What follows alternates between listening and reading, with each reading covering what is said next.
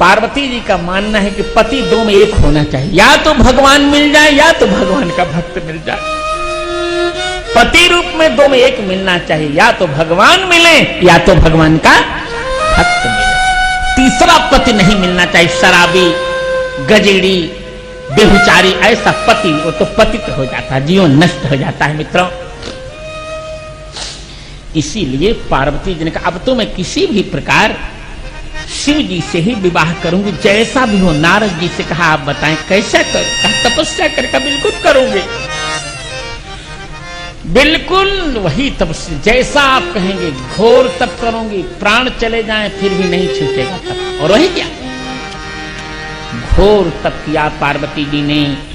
सप्तर्षि दिगाना चाहते हैं पर पार्वती जी नहीं दिखते। चुप, अरे तो सारे, अरे कहा तुम क्या देखते हो, शिव जी साधु हैं, क्यों कुवेश साध सन्मानो।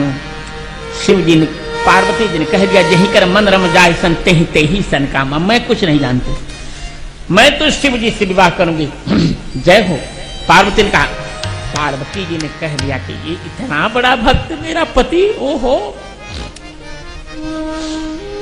सारे पति पत्नी में आसक्त रहते हैं, ये रघुपति में आ सकते हैं? ऐसा परम भागवत पति अब कहां मिलेगा? पार्वती जी ने कहा, कुछ भी हो जाए मैं इनका विवाह, इनसे विवाह करूं।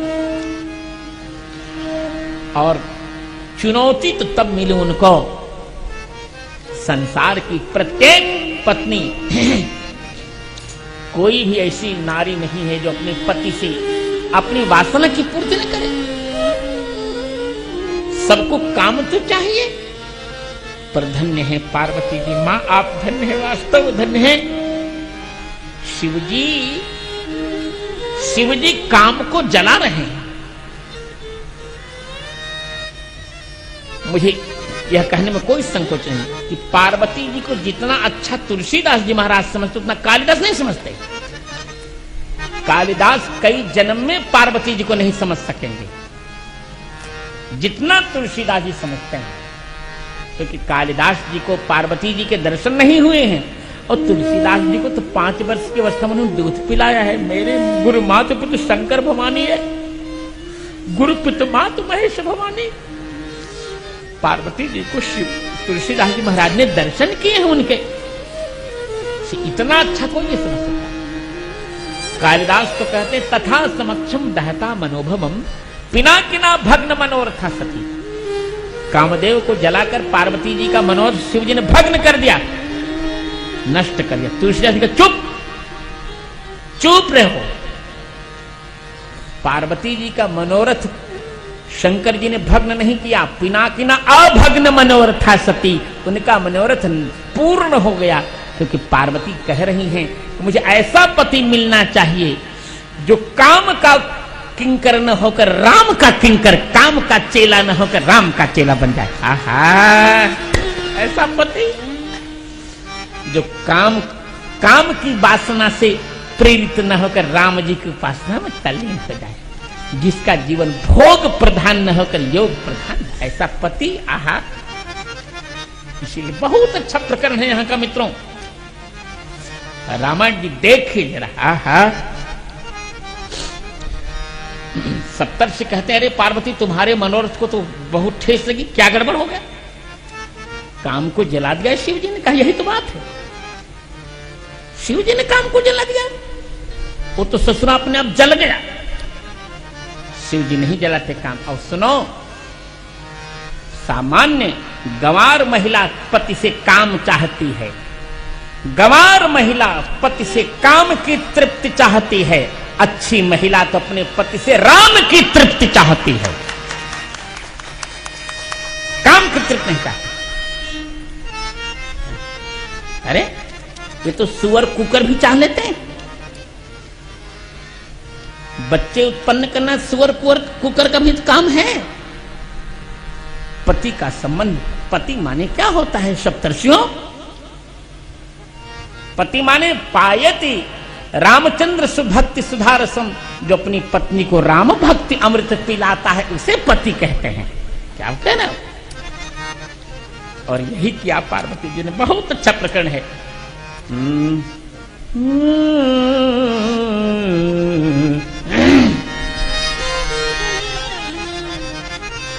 आज शिव जी का निश्चय विवाह।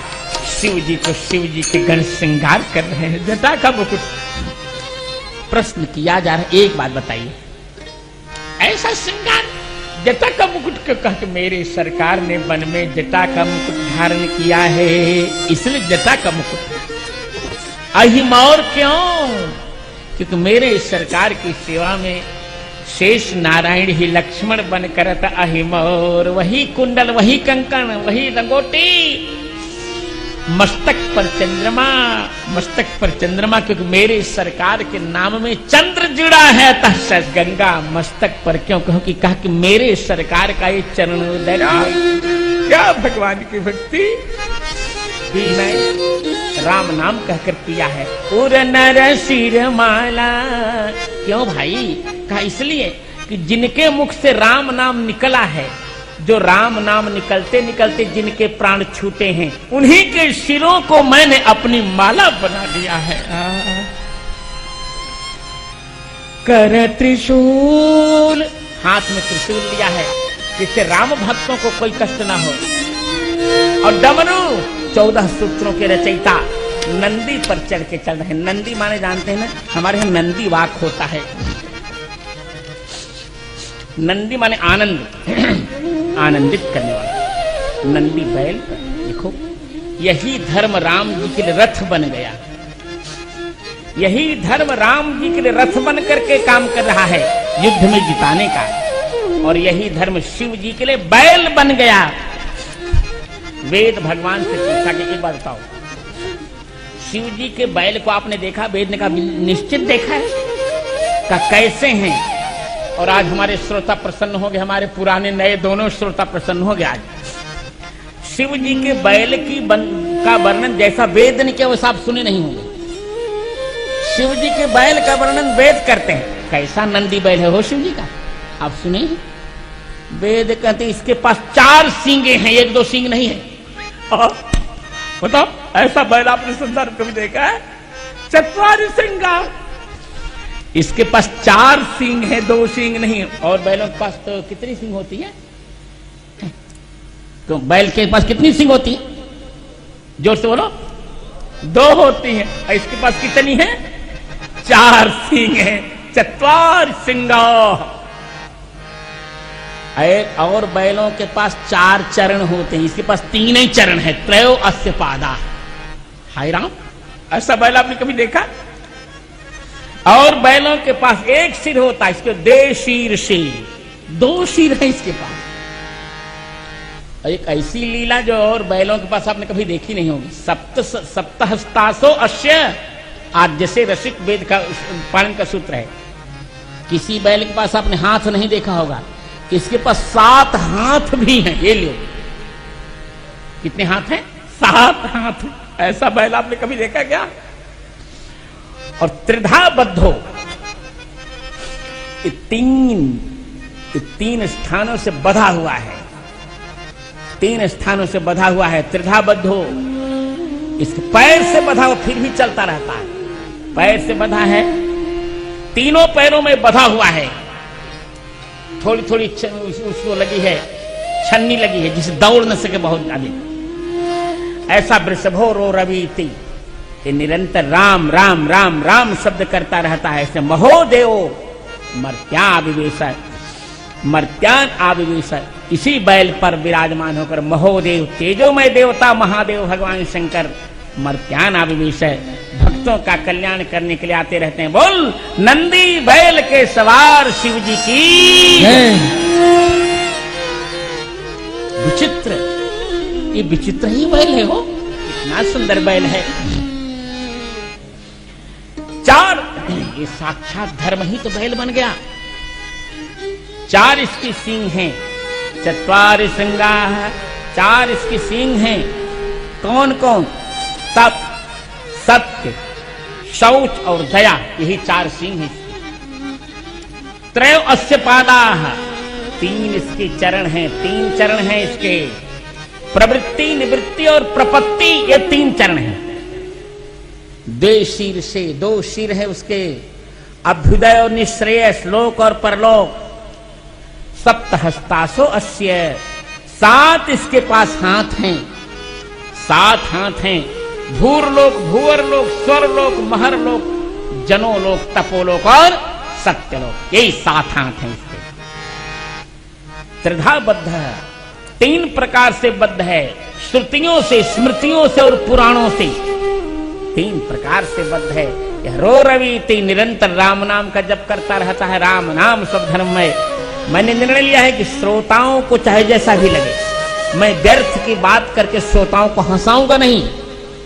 व्यर्थ की बात करके जो श्रोता को हंसाते हैं, वो श्रोता को संसार के चक्र में फंसा देते हैं, मुक्त नहीं कर पाते। मैं ऐसा पाप कभी नहीं करूंगा। चाहे मेरी कथा में श्रोता बहुत आए चाहे नहीं, यहां जो आएगा वो राम भक्त बन करके जाएगा। मैं राम भक्त बनाना चाहता हूं, राष्ट्र भक्त बनाना चाहता हूं। मैं व्यर्थ के किस्से, कहानी, फिल्मी गाने करके नचाना नहीं चाहता। मैं, क्योंकि मेरी दृष्टि में रामचरितमानस राष्ट्र ग्रंथ है। इसमें राष्ट्र देवता के मंत्र मिलेंगे आपको। और राम जी ही राष्ट्र हैं। राष्ट्र का सूक्ष्म रूप राम, राष्ट्र का सूक्ष्म रूप राम है। राम का विराट रूप राष्ट्र है। कितना सुंदर वर्णन है। ऐसी बारात धर्म पर असवार होकर, विराजमान होकर, विश्वास श्रद्धा से विवाह करने जा रहा है। श्रद्धा बिना धर्म नहीं होई। और इसीलिए देखिए,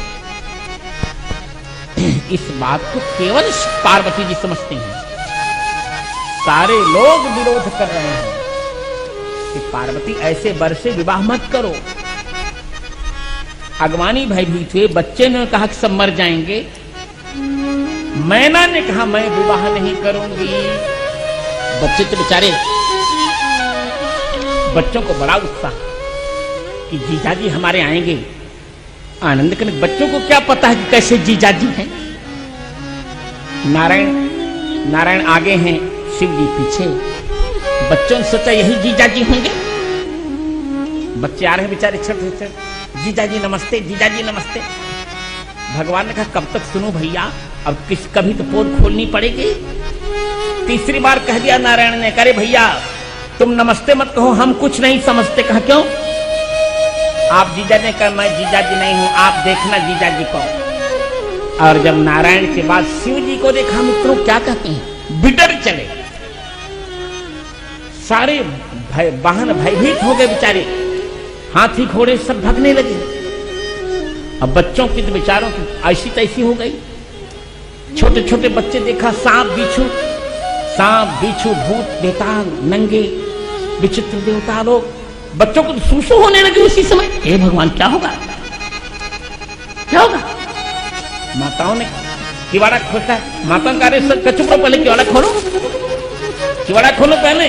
माताओं ने कहा भाई क्या हालचाल है, जीजा जी कैसे हैं? बच्चे बहुत गुस्से मारे। कहा चुप रहो, जीजा जी क्यों कहती? जीजा को देखने पर तो जीने का मन करता है, इसको देखने पर तो मरने का है। तो मर जा जी से कहो ना, ये जीजा जी क्यों कर रहे हो? इतना भयंकर। सारे लोगों का विरोध पार्वती जी सह रही। पार्वती, मैना ने कह दिया मैंने नारद का क्या बिगाड़ा। ऐसा उपदेश देकर बावले वर से मेरी बेटी का संबंध कराने के लिए उससे तपस्या करा दी। पार्वती जी मां का उत्तर बड़ा सुंदर दे रही है। मेरे कर्म में बावला पति ही लिखा है,